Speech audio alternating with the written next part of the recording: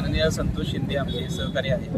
हे शिवसेना आपले एस.टी. महामंडळ जे आमची संघटना आहे यांचे सरचिटणीस आहेत. यांच्या घरी परवा दिवशी 11 तारखेला काही लोकांनी तिथं गुलालची उधळण केली. ते काही विरोधकांनी त्या ठिकाणी गुलाल टाकला.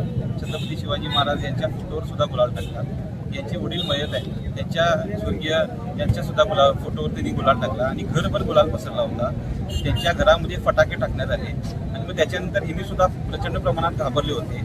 त्यांची आई ICUमध्ये ॲडमिट आहेत. त्यांना मी काल बघून आलो. खरं म्हटलं तर या तालुक्यामध्ये आताच नुकत्याच्या जिल्हा परिषदेच्या निवडणुका पार पडल्या, त्यामध्ये 18 पैकी 17 उमेदवार त्यांची निवडून आले आणि आमचा एकच उमेदवार निवडून आला, बालाजी बोराडे. तरी सुद्धा त्यांच्या पोटात कशासाठी दुखते मला कळत नाही. मुश्रीफ साहेब नेहमी म्हणतात की कागलची बारामती करतो. त्यांनी कागलची बारामती कधी करू शकले नाही, पण कागलचा बिहार मात्र त्यांनी 100% केला. ते मला बोलावंसं वाटतं. आणि आज आम्ही खरं म्हटलं तर बोरोडे गावामध्ये जाणार होतो आणि बोरोडे गावामध्ये जाऊन तिथं आम्ही दाद मागणार होतो, पण आम्हाला मुरगुड प्रशासनाने विनंती केली की आपण बोरोडे गावात न जाता बिदरी या ठिकाणी तिथं थांबावं आणि इथं निषेध दर्शवावा.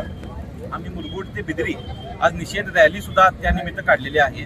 माझं सर्वांना या माध्यमातून सर्व नेत्यांना विनंती हीच राहील की कागल तालुका हा विचारांचा तालुका आहे. कागल तालुका मुळात आपण बघितला तर राजर्षी शाहू महाराज यांचा जन्म हा कागल तालुक्यामध्ये झाला. महात्मा गांधी यांचे राजकीय गुरु गोपाळकृष्ण गोखलेजी यांची कर्मभूमी ही कागल आहे. स्वर्गीय मंडलिक साहेबांची विचारांचा कागल, स्वर्गीय विक्रमसिंग घाडगे साहेबांच्या विचारांचा हा कागल आहे. आणि या कागलमध्ये अनेक वेळा अनेक भांडणं झाली, पण ती निवडणुकीपुरती भांडणं होते. निवडणुकीच्या नंतर अशा पद्धतीनं कुठंच होत नव्हतं. आता 9 तारखेला निकाल लागला, त्या दिवशी हे सगळं घडलं असतं तर समजलं असतं, पण हे घडलं 11 तारखेला.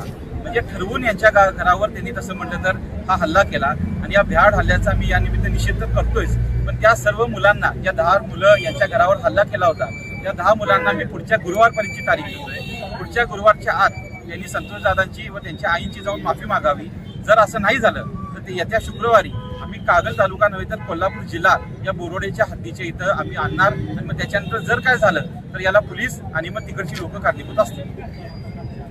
धन्यवाद.